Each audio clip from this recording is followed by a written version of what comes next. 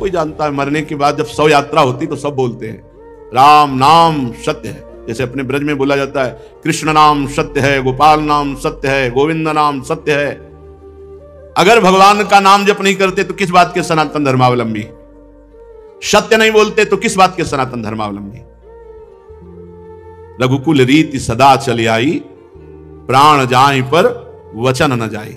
एक बार कह दिया तो प्राण चले जाए पर अपने वचन नहीं झूठे होने देते थे। और यहां सुबह वचन देते हैं, शाम के भूल जाते हैं। सुबह कसम खाते हैं, शाम के तोड़। और हमें गर्व से कहते हैं हम सनातन धर्मावलंबी। हमारे सनातन धर्म के 30 लक्षण हैं। अगर ये लक्षण नहीं है तो आप कैसे कह सकते हो? पहला ही लक्षण है सत्य। सत्य है भगवान नारायण हरि राम कृष्ण। सत्य नारायण सच्चिदानंद रूपाय विश्वोत्पत्त्यादि हेतवे तापत्रय विनाशाय श्री कृष्णाय वयम नमः। जब भगवान कंस कारागार में प्रकट हो रहे हैं तो समस्त देवता करके जब स्तुति करते हैं तो पहला ही श्लोक है सत्यव्रतम त्रिसत्यम। त्रिकाल में जो सत्य है वो भगवान सत्य। नाम जप नहीं करते, सत्य नहीं बोलते, सत्य मार्ग पर नहीं चलते, किस बात के सनातन धर्मावलंबी? सत्य को समझो। दूसरा दया। ये हमारे सनातन धर्म के 30 लक्षण है। दया, सब पर दया। दया करने की सामर्थ्य उसी के हृदय में आएगी जो दया का उल्टा क्या है? याद। जिसे याद है कि मैं कौन हूं, मेरा कर्तव्य क्या है, मैं सनातन धर्मावलंबी हूं, मेरा कर्तव्य है सब पर दया करना और सदैव भगवान की याद में रहना और सत्य बोलना, सत्य आचरण करना। दो ये हुए। तीसरा है तपस्या। सनातन धर्म का लक्षण तपस्या किसे कहते हैं? जो अपने धर्म में चलने पर कष्ट प्राप्त होता है उसे आनंद पूर्वक सहा जाए, उसे तपस्या कहते हैं। जो भी अपने धर्म पर चलने पर कष्ट मिले, काम आदि जलाते हैं, क्रोध आदि जलाते हैं, बहुत प्रकार के ताप हैं। जैसे अब प्रातःकालीन बेला पर उठ करके स्नान करके अपनी दिनचर्या पे आना बड़ा कठिन है। 8 बजे तक खूब सोना, तो कहां वो 8 बजे तक सोना और कहां 2 बजे रात्रि के जग करके अपनी दिनचर्या करना। तो अपने धर्म के पालन में जो हमें कष्ट मिलता है उसे तपस्या कहते हैं। हमारे सनातन धर्म का तीसरा लक्षण है तप, तपस्या। चौथा है शौच। शौच माने पवित्रता, शरीर की बाहरी पवित्रता और हृदय की आंतरिक पवित्रता। ये सनातन धर्म है। खड़े खड़े लघु शंका करते हैं, पूरे कपड़े में छिट्टी पड़ती है, अपवित्र। शौचालय की सीट पर बैठकर लघु शंका करते हैं, उठे चल दिए, अपवित्र। शौच हुए, वैसे हाथ धो लिया चल दिए। नहीं, बाहरी और भीतरी दोनों पवित्रता होनी चाहिए। लघु शंका ऐसे स्थान पर करो जहां लौट कर तुम्हारे ऊपर छिट्टी न पड़े। हाथ धोइए, पैर धोइए, आचमन कीजिए। शौच उतने ही कपड़ा पहनकर होइए जितने प्रक्षालन धो सको। और साबुन मात्र से पवित्रता नहीं मानी जाती। साबुन से एक बार हाथ धो लो तो एक बार रज से जरूर हाथ धो। थोड़ी रज ले लो। मान लो आजकल बड़ी आधुनिकता है कि नालियां जाम हो जाएंगी, तो थोड़ी रज ले लो। और रज का स्पर्श ही पवित्र करता है। जल, मिट्टी, रज आदि से बाहरी पवित्रता। और छल कपट, गंदी बातें सोचना, गंदी बातों के संकल्प बनाना, ये सब अंदर की अपवित्रता है। इसका त्याग कर दे। छल कपट, गंदी बातों का चिंतन, गंदी बातों का संकल्प त्याग करने से आंतरिक पवित्रता होती है। और बाह्य और आंतरिक दोनों पवित्रता पूर्ण रूप से सुरक्षित रहेगी यदि धर्म का पहला लक्षण सत्य। सत्य है हरि, सत्य है हरि नाम। यदि नाम चल रहा है तो भीतर और बाहर दोनों से पवित्र रहोगे। सवायाभ्यंतर शुचि, वाय अभ्यंतर शुचि। जो नाम जापक है उस अंदर और बाहर दोनों से पवित्र रहता है। जब तक पवित्र नहीं रहोगे तब तक आप उच्च कोटि के विचार वाले नहीं बनोगे। पक्की बात समझना। जितना आप पवित्र रहोगे उतने ही आपको दैवी संपदा के विचार आएंगे, उतने ही दिव्य महापुरुष आपसे मिलने आएंगे अव्यक्त रूप से। अब आप समझो, ये बात हम कह रहे हैं, इसमें कितने % लोग बच रहे हैं? पवित्रता बहुत जरूरी है। पवित्रता, ये जो आज के लोग हैं ना, बोले मन पवित्र होना चाहिए। सर ये बाहरी सब क्या है? तो दिखावा है। तो मन कैसे पवित्र होगा? बाहरी तो तुम्हारा मन अपवित्र हुआ है, भोगों में, शरीर में, संसार में। तो यहीं से पवित्रता शुरू होगी, तब तुम्हारा मन पवित्र होगा। बाहर से पवित्र होते होते अंदर पवित्र हो जाओगे। बाहर अपवित्र है तो। हमारा सनातन धर्म का लक्षण चौथा है पवित्रता। पहला सत्य, फिर दया, फिर तपस्या, फिर पवित्रता। 30 लक्षण है ये सनातन धर्म है। इसको समझो। पवित्रता बड़ा कठिन है। पवित्र रहना, आप देखो, बड़ा कठिन है पवित्र रहना। पवित्रता अत्यंत अनिवार्य है सब साधक के ध्यान। पवित्रता, अगर पवित्रता नहीं तो आपका विचार उत्तम नहीं हो सकते। आप महापुरुषों का जो चिंतन शैली है वहां नहीं पहुंच सकते। कल एक आए थे भगत जी एकांतिक में, उन्होंने कहा आपने सत्संग में और एकांतिक में कहा कि मन की पीएचडी की है, तो हम भी मन की पीएचडी कर रहे हैं, तो हम आपसे बात करना चाहते हैं। हमारा मन, आपका मन, क्योंकि आपने भी पीएचडी की, हमने भी की। तुमको आप पढ़ के की? बोले हाँ। तुमको हम पढ़े थोड़ी पीएचडी, हमारा तो विनोद में कहा था, हम तो मन को पढ़ा है, हमने मन को पढ़ा है। आप मन के विषय में पढ़ा होगा, हमने मन को पढ़ा है। बोले तो हमारा और मन आपका समान हुआ। तुम्हारे मन को देखने की हमारी रुचि नहीं है, और हमारे मन में पहुंचने की तुम्हारी सामर्थ्य नहीं है। तुम्हारे मन को देखने की हमारी रुचि नहीं है, क्योंकि मन की रुचि जान नहीं विधि अनुसार है, और तुम्हारा मन हमारे मन तक पहुंच जाए इतनी सामर्थ्य नहीं। आ जाएगी, मानो देह है, हरिवंश शरणागत हो, किसी सहचरी की कृपा हो जाए तो भले, नहीं ऐसे अनुमान से थोड़ी जान सकते हो। तितिक्षा, पांचवा है सहनशीलता। तितिक्षा ये सनातन धर्म है। देखो महाराज शिवी ने कबूतर की रक्षा के लिए अपने देह के मांस को काट के दिया। तितिक्षा, दूसरों के हित के लिए, दूसरों के मंगल के लिए भीषण से भीषण कष्ट सह जाना, भारी से भारी कष्ट धर्म के लिए सह जाना। श्री गुरु गोविंद सिंह के दोनों लाडले राजकुमार प्राण प्रिय दीवाल में चुनाए जा रहे हैं, लेकिन धर्म के आगे ना उनके हृदय में शोक है, ना उनके हृदय में मोह है। धर्म के लिए बलिदान। तितिक्षा, हर कष्ट को सहकर अपने धर्म का पालन करना, धर्म का त्याग नहीं करना। धर्म भगवान का साक्षात स्वरूप है। अगर आप धर्म के लिए कष्ट सहेंगे तो फिर कष्ट रह ही नहीं जाएंगे, अद्भुत आनंद आएगा। तितिक्षा, हर कदम धर्मात्मा पुरुष के सामने कष्ट रूपी कांटे बिछाए जाते हैं, और जब उन पर वो चलता है तो हर कांटा उसके लिए फूल के समान हो जाता है। पर इतनी हिम्मत होनी चाहिए, ये धर्म रूपी मार्ग में चलने पर ये शूल फूल बन जाएंगे, पर पहले शूल। इसीलिए धर्म पर चलना बड़ा कठिन होता है। तितिक्षा, सहनशीलता, हर परिस्थिति में सहनशीलता, और उचित अनुचित का विचार। छठवां है ये विवेक। सनातन धर्म का छठा लक्षण विवेक, सत असत का विचार, उचित अनुचित का विचार। उचित क्या है, अनुचित क्या है, सत क्या है, असत क्या है, इसका विचार ये विवेक से होता है। ये विवेक कहां मिलता है? बुद्धि तो सबके हो सकती है, पर विवेक नहीं। विवेक सत्संगियों को मिलता है। बिन सत्संग विवेक न होई, बिना सत्संग के विवेक हो ही नहीं सकता, और सत्संग बिना भगवान की कृपा के नहीं मिलता। बिनु सत्संग विवेक न होई, राम कृपा बिनु सुलभ न सोई। राम कृपा बिनु सुलभ न सोई। उचित अनुचित का विचार। सातवां, मन का अधीन करना। यह है सनातन धर्म। मन का अधीन करना, संयम मिलेगा। जो मन चाहे वो थोड़ी नहीं, जो धर्म कह रहा है उसके अनुसार मन को चलाना, ये मन का संयम करना बड़ा कठिन है। मन का संयम करना, बातें बना लेना, अधिक बात, बड़े बड़े ज्ञान की बातें आके जब करते हैं, फिर जब मन के संयम की बात करते हैं, ईमानदारी से वृंदावन में बैठे हो, सत्य बताओ, तो फिर चुप हो जाते। ज्ञान तभी सार्थक है जब संयतेंद्रिय, श्रद्धावान लभते ज्ञानम तत्परा संयतेंद्रिय। जो तुमने ज्ञान जाना, तत्परा उसके परायण हो, और अपनी इंद्रिय मन को संयम में लो, तब तो तुम्हारा ज्ञान सार्थक। नहीं तो बकवास है, ज्ञान थोड़ी है। ये बातें बनाना अलग बात है, अपने लोग पूरा जीवन इसी में चल रहे हैं, पूरा जीवन का निर्णय बता रहे हैं। भगवान की कृपा के बिना एक कदम भी नहीं चल सकते। भगवान की कृपा के बिना एक दिन भी पवित्र नहीं रह सकते, एक दिन भी। ये हाथ उठा कहते हैं। कोई मुझ छटे तो भाई अलग है, कभी हमें मिले ऐसा कोई कि भाई बकाया हम जैसे बता रहे हैं कि एक दिन भी साधना परायण होकर पूर्ण पवित्र जीवन तो ये भगवान की कृपा से निपटा। पूरा जीवन तो बहुत बड़ी बात है। मन का संयम और फिर इंद्रियों का संयम। फिर अगला है अहिंसा। मन से, वचन से, शरीर से किसी की भी हिंसा ना करना, यह सनातन धर्म है। अहिंसा। वाणी से ऐसे कठोर शब्द मत बोलो किसी का दिल दुख जाए। आपको बोला हो तो उसका स्वभाव है, आप सनातन धर्मावलंबी, आप ऐसा ना बोले। शरीर से किसी को पीड़ा पहुंचाएं, ऐसा हमारा आचरण ना हो। मन से किसी का बुरा सोचे, ऐसा हमारा मन ना हो। तो हमारा तन, मन, वचन तीनों हिंसा रहित हो, तभी अहिंसा, इस सनातन धर्म का लक्षण हमारे हृदय में आए। फिर है ब्रह्मचर्य, इस सनातन धर्म का लक्षण।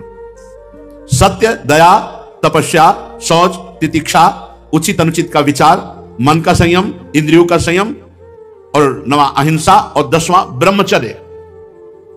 ये ब्रह्मचर्य सबके लिए है। बहुत घातक है भोगों का आकर्षण। ब्रह्मचर्य के बिना पूरा का पूरा जीवन खोखला हो जाता है। मन से, वचन से और शरीर से, तीनों से ब्रह्मचर्य होता है। मन का ब्रह्मचर्य, विषयों का चिंतन ना करना, यहीं से नाश प्रारंभ होता है, पतन यहीं से होता है।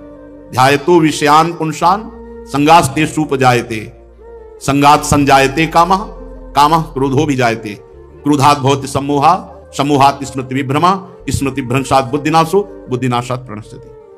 सबसे पहला पतन जो होता है वो विषयों का चिंतन होता है। ध्यायतो विषयान पुंसान, जब हम भोगों का चिंतन करते हैं तो हमें भोगों की आसक्ति प्रकट होती है, फिर संग करने का मन होता है। संगास्ते सूपजायते, जब हम विषयों का चिंतन करते हैं तो विषयों का संग करने का, विषय भोगने की इच्छा प्रकट होती है।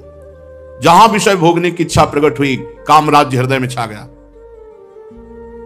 संगात संजायते कामा, और कामना जब बढ़ी तो सब मूढ़ता छा जाती है, स्मृति नष्ट हो जाती है। हम कौन है, हमारा क्या कर्तव्य, हम क्या कर रहे हैं। सच्ची मानिए बहुत निकृष्ट काम।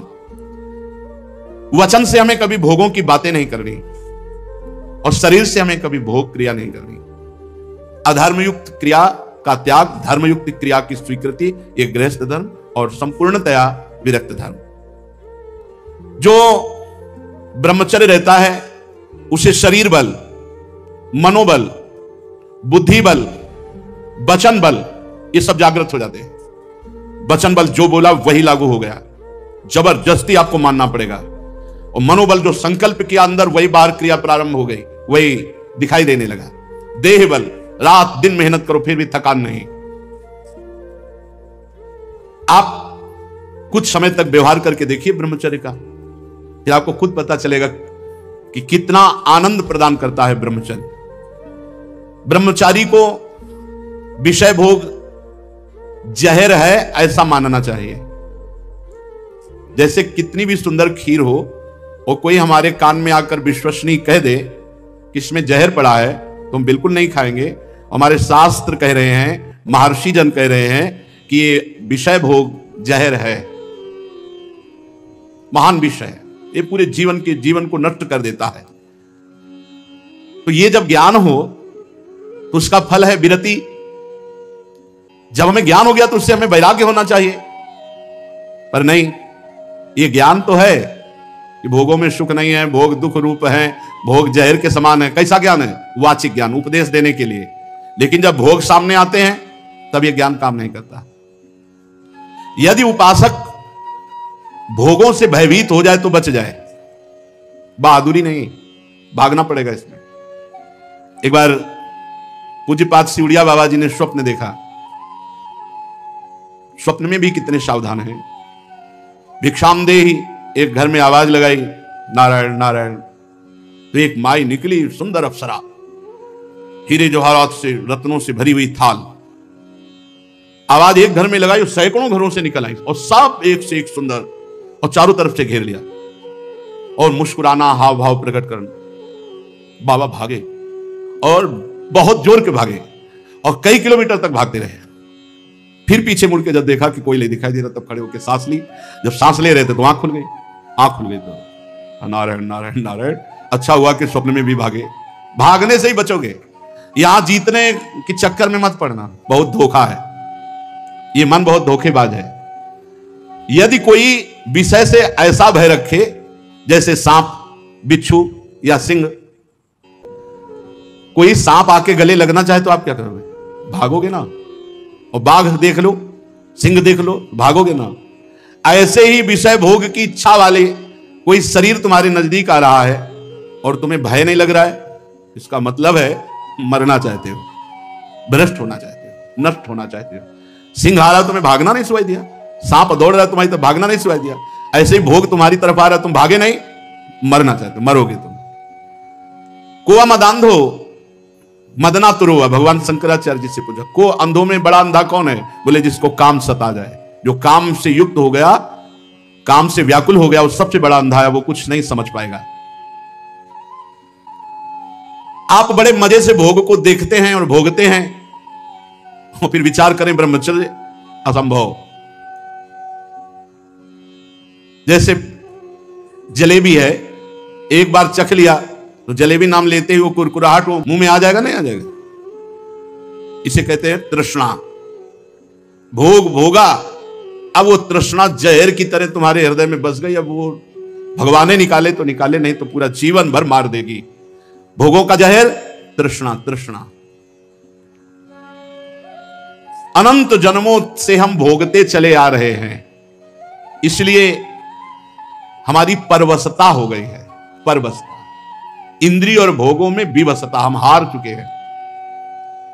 लेकिन मोक्ष का रास्ता जितेंद्रियता से जुड़ता है, परवशता से नहीं। इसलिए आपको एक इंद्रियों के भोगों से जीतना पड़ेगा, लड़ना पड़ेगा। भटकते रहने से ये जन्म भी चला जाएगा, जैसे और जन्म चले गए। बहुत बार ये सब भोगा है, देवराज इंद्र भी बने होंगे कभी ना कभी, बहुत बार, बहुत बार सब।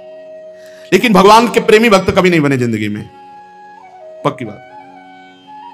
इस बार अवसर मिला है भगवान से प्रेम करने का। कोल्ले जी अल्लाह जी के चरित्र में नहीं आता कि बचपन से बैरागी और एक राजा की उपवन वाटिका में वो शयन कर रहे थे, वहीं वो सब राजकुमार और सब वैभव सब देख करके उनके मन में ऐसी लालसा आ गई, यार ये सुख तो बहुत बढ़िया है। तो भगवत प्राप्ति रुक गई और उनका अगला जन्म हुआ और राजकुमार से मित्रता हुई और सारे भोग उनको मिले। अगर कोई वासना लेकर इस मार्ग में, तो फिर पहले वासना पूर्ति होती है। ये मन मकड़ी के जाले की तरह वासना बुनता रहता है, छोड़ दो इसे, बस ये अपना काम करता है और हमको फंसाता है। जाल ये बुनता है और फंसाता हमको है। इसीलिए उपासक मन के जाल को बनने ही न दे। राधा राधा राधा राधा, वो कहेगा नहीं सुनो ऐसे से ऐसा, राधा राधा, वो आपको फंसा नहीं पाएगा। ये तमोगुणी राक्षसी आहार विहार करके आप सच्चिदानंद भगवान को नहीं नहीं मान जाओ। जहां प्याज लहसुन जैसे ये तमोगुण होने के कारण बहुत पवित्र वस्तु की तरह प्रकट होते हैं, कोई अपवित्र वस्तु थोड़ी। आप देखो, जहां आलू प्रकट होती है, शकरकंद प्रकट होती है, ठीक उसी खेत में वैसे ही ये प्याज लहसुन प्रकट होते हैं। ये कोई ऐसा थोड़ी कि हत्या वाला दोष या किसी तरह गलत तरह से बनाया गया पदार्थ हो, ये तो प्राकृतिक है, पर इसका गुण घोर तमोगुण है। बस तमोगुण के कारण इसका त्याग किया गया है। इसीलिए संत महात्मा जन इसका त्याग करते, तमोगुणी आहार इसको नहीं पाते।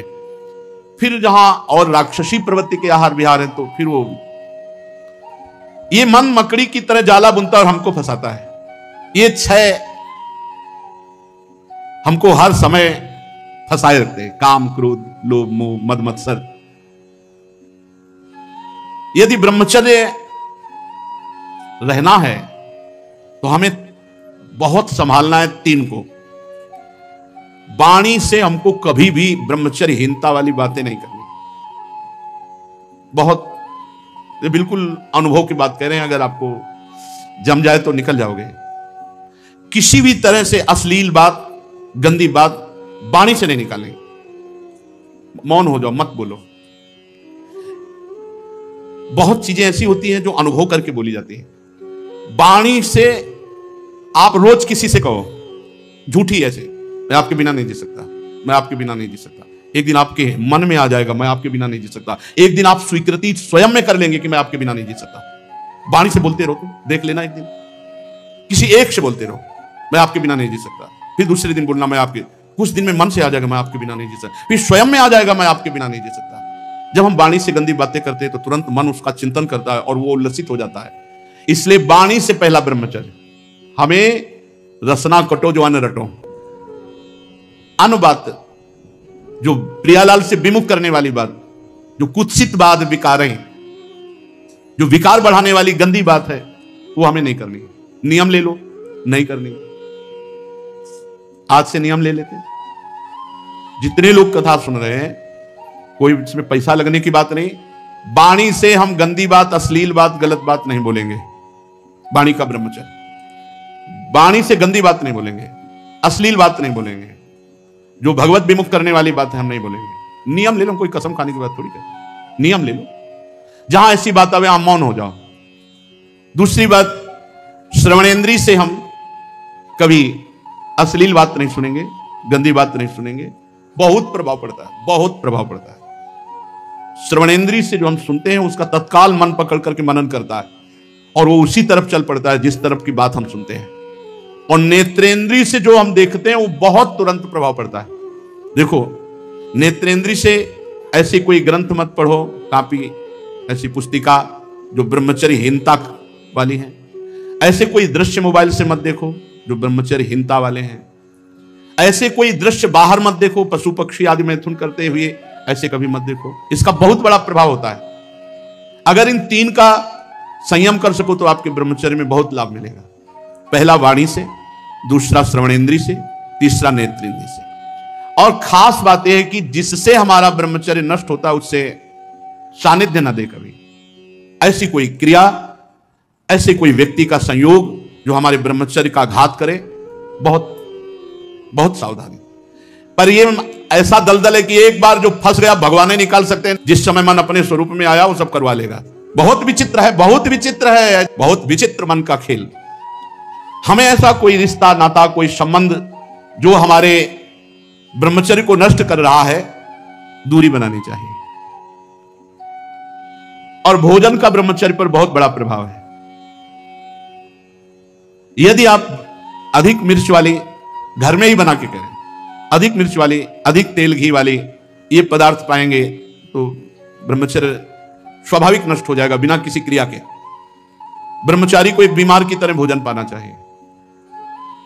जैसे मूंग की दाल है, घिया की सब्जी, रोटी, बस, क्योंकि उसे पावर की जरूरत नहीं है, उसे अधिक पावर की जरूरत नहीं है। स्वयं में सामर्थ्य सुरक्षित है, इसलिए बाहरी पदार्थों से बादाम चबा रहे हैं, काजू चबा रहे हैं, हलवा खा रहे हैं और बहुत प्रकार के मीठा आदि। मीठा तो ब्रह्मचर्य में थोड़ा बस ले ले, इसके बाद अधिक मीठा भी वो जहर का काम करेगा, स्वाभाविक ब्रह्मचर्य को नष्ट कर देगा। जो भोजन कब्जियत बनाती है, अगर ऐसा भोजन पाया जाएगा तो ब्रह्मचर्य अपने आप स्वप्न दोष के रूप में नष्ट हो जाएगा। सात्विक भोजन, पेट साफ, बहुत आवश्यक है। हल्का भोजन कम मात्रा में, पेट उधर, तो बहुत सुंदर आपके भजन की वृत्ति बढ़ेगी। आपका ब्रह्मचर्य बहुत लंबे समय तक अबाध चलेगा। बाजार की वस्तु तो ब्रह्मचारी होकर बाजार की वस्तु तो मुझे समझ में नहीं आता। बाजार की वस्तु तो नहीं खानी चाहिए, बनी हुई, बाजार की वस्तु में बनी हुई। एक ही चीज को आप गौर से पा करके किसी एक चीज को बाजार की, फिर देखो आपके अंदर स्फुरणा क्या होती है, पहले कैसे हो रही थी, फिर कैसे हो रही है। और आप पवित्र भोग लगा के श्री जी को पवा के पा के फिर देखो कैसी स्फुरणा हो रही है भजन की। भजन परम पवित्र वस्तु, ऐसे थोड़ी होता तुम जहां तहां अन्न खात सखी कहत आपका सकल देव से द्वंद जात रात सर्व सोई। सेवक जी महाराज, जहां तहां अन्न खात, बाजार का भोजन हो, बोले ब्रह्मचारी जी हैं, नहीं हो पाएगा भाई, ब्रह्मचर्य नहीं हो पाएगा। नाम लिख सकते हो, टाइटल तो बन सकता है, लेकिन सही माने में आपका ब्रह्मचर्य, जब तक आपका आहार शुद्ध, अगर अपने धर्म को सुरक्षित रखना चाहते हो तो बाजार का भोजन। और छोटे छोटे बच्चों में बहुत सी गलतियां ऐसी आ चुकी हैं जो उनके जीवन को नष्ट कर रही हैं। हमें ऐसे कई बच्चे मिले हैं, तो माता पिता को चाहिए कि छोटे बच्चों से भी मित्रता का व्यवहार करें, उनको इतना फ्री करें कि वो आपसे अपनी बात बता सकें और आप उनको सही दिशा दे सकें। नहीं जैसे 13-14 वर्ष के बच्चे हैं और ये गंदी क्रिया कर रहे हैं, इनका जीवन बहुत बुरी तरह नष्ट हो जाएगा। ये गृहस्थी लायक नहीं रहेंगे। विरक्ति तो बहुत बड़ी बात रह गई, ये गृहस्थी लायक नहीं रहेंगे, संतान उत्पन्न करने लायक नहीं रहेंगे। इसलिए माता पिता को चाहिए कि अपने बच्चों से फ्रेंड की तरह, दोस्त की तरह बात करें, उनको इतना उत्साह दें कि उनके अंदर जो गलती है वो पकड़ लें और प्यार से समझा दें। अगर हम बार बार बच्चों को समझाएंगे, नए नए बच्चे अभी गलत मार्ग में जो जा रहे हैं वो सुधर जाएंगे। हमारे सनातन धर्म का लक्षण है ब्रह्मचर्य। फिर है त्याग, दूसरों को सुख देने की वृत्ति का नाम त्याग है। अपने सुख को दूसरों में बांटना, ज्ञान सुख, हमारे पास संपत्ति सुख, जो भी सुख है सबको भाव से, धर्म के अनुसार सुख देने की भावना ही वास्तविक त्याग है। शास्त्रों का नित्य स्वाध्याय करना यह सनातन धर्म का लक्षण है। स्वाध्याय, रामचरितमानस है, गीता जी है, श्रीमद् भागवत है, गीता पुरुष से बहुत सी बड़े बड़े महापुरुषों की छोटी छोटी ग्रंथ हैं, जैसे पूज्य राधा बाबा के भाई जी, पूज्य जयदयाल जी, पूज्य स्वामी राम सुखदास जी महाराज, इन महापुरुषों की छोटी छोटी पुस्तिकाएं हैं, उनको ले लेना चाहिए। एक एक पेज रोज पढ़ना चाहिए। रोज अपने घर में चाहे 10 मिनट ही कहो, श्रीमद् भागवत या रामायण, इन गाथाओं को गाओ, जिससे तुम्हारा घर पवित्र हो, तुम्हारे परिवार के जनों के कान में पड़े तो मंगल हो। ये सनातन धर्म है। फिर सरलता, बहुत सरल स्वभाव होता है सनातन धर्म का अवलंबी का। ये मुख में कुछ और, हृदय में कुछ और, आचरण में कुछ और, ये छल कपट नहीं। सरल स्वभाव न मन कुटिलाई, सनातन धर्म भगवत स्वरूप है। फिर संतोष, जिसमें भगवान प्रसन्न हो, हमें बिल्कुल वैसे ही राजी रहना है। हमें इंद्रिय और मन के अनुसार ऐसे आचरण नहीं करने जो भगवान के विमुख हो। जैसे भगवान हमें रख रहे, हम उसमें संतुष्ट हैं, जैसी परिस्थिति में रख रहे। और सच्ची संतुष्टता भगवान के विधान में रत होकर के भगवत आचरण करने से होगी, भगवत विमुख नहीं। जिसमें भगवान राजी वही हमारे श्री कृष्ण अनुकूलेन प्रतिकूल से विसर्जनम, संतोष आ जाएगा, हृदय शीतल हो जाएगा। और समदर्शी संत महात्माओं की सेवा, सनातन धर्म संत महात्माओं की सेवा, लेकिन शर्त रखे, समदर्शी, जो भगवत तत्व के ज्ञाता, सर्वत्र भगवान की अनुभूति करने वाले महात्मा हैं, उनकी सेवा। धीरे धीरे भोगों की निवृत्ति का अभ्यास, सनातन धर्म। मनुष्य के अभिमान का फल बड़ा उल्टा विनाशकारी होता है, ऐसा विचार करके अभिमान का त्याग। और मौन, वाणी से अधिक ना बोलना, संयम पूर्वक बर्ताव करना या मौन रहना। भगवत चिंतन देख लो, ये सनातन धर्म के 30 लक्षणों में हर समय भगवत चिंतन परायण, नहीं तो सनातन धर्मावलंबी नहीं माने जाओगे। प्राणियों को उत्तम उत्तम भोजन पदार्थ बांट करके खाना। अगर घर में भी अच्छा पदार्थ बने तो सबसे पहले बूढ़ों को, रोगी, बच्चे, फिर अगर नौकर चाकर है तो उनको भी दे। ये बात ध्यान रखना, अगर कोई नौकर देख रहा है, आप अच्छे पदार्थ पा रहे हो, आपने उसको नहीं दिया, यह अपराध है आपका, आपके लिए वो हानिकारक हो जाएगा। पहले हम इतना ही दे दे, एक दोने में थोड़ा अच्छा पदार्थ ले जाओ, पाओ जा करके, और फिर आप।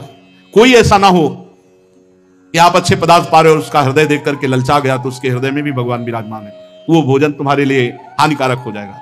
अच्छे अच्छे पदार्थ दूसरों को बांट करके, पवा करके पाना। सब जीवों में, खास करके मनुष्यों में, अपने इष्ट देव का भाव रखना और भगवान के नाम, गुण, लीला का श्रवण, कीर्तन, स्मरण, भगवान की सेवा, पूजा, नमस्कार, भगवान के प्रति दास्य, सख्य, आत्मसमर्पण, ये 30 सनातन धर्म के लक्षण हैं। सत्य, दया, तपस्या, शौच, तितिक्षा, उचित अनुचित का विचार, मन का संयम, इंद्रियों का संयम, अहिंसा, ब्रह्मचर्य, त्याग, स्वाध्याय, सरलता, संतोष, समदर्शी महात्माओं की सेवा, धीरे धीरे सांसारिक भोगों की चेष्टा से निवृत्ति। मनुष्य के अभिमानपूर्ण प्रयत्नों का फल उल्टा ही होता है, विनाशकारी, ऐसा विचार, मौन और भगवत चिंतन। प्राणियों को अन्न आदि पदार्थों का विभाजन करके पाना, और विशेष करके संपूर्ण चराचर जगत में मनुष्यों में इष्ट देव का भाव रखना, सब जीवों में रखना, पर विशेष करके मनुष्यों में। और भगवान जो परम करुणामय है, उनके नाम, गुण, लीला आदि का श्रवण, कीर्तन, स्मरण, सेवा, पूजा, नमस्कार, दास्य, सख्य, आत्मसमर्पण। ये 30 सनातन धर्म के लक्षण हैं। जो मानव इनका पालन करता है वो सीधे भगवान को प्राप्त हो जाता है। ये धर्म है हमारा, ये हमारा सनातन धर्म है। जो इन 30 लक्षणों का पालन करे तो धन्यवाद है, और कोई लक्षण ना, एक लक्षण पकड़ लो, नाम, 29 आ जाएंगे अपने आप। ये जन्मना, मरना, ये मान अपमान, सुख दुख भोगते हुए बहुत जन्म हो गए, अब नहीं खेलना इस खेल को।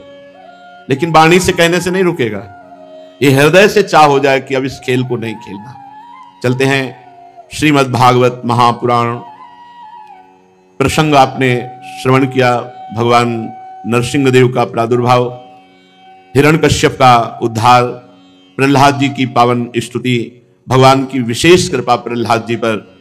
फिर भगवान महादेव जी के द्वारा जो मायासुर ने 3 पुरों की रचना की और विश्व का संहार करने में लग गए दैत्य लोग, भगवान पिनाक पाणी ने बाण संधान किया तो अरबों असंख्यों एक बाण से बाण प्रकट होते हुए त्रिपुर में वास करने वाले समस्त दैत्यों का विनाश कर दिया। पर मायासुर ने उन सब दैत्यों को उसी पुर में एक अमृत कुंड था, उसमें डाल डालकर सबको जीवित कर दिया। फिर वो विमान पर आरूढ़ होकर के विश्व का संहार करने लगे। तो भगवान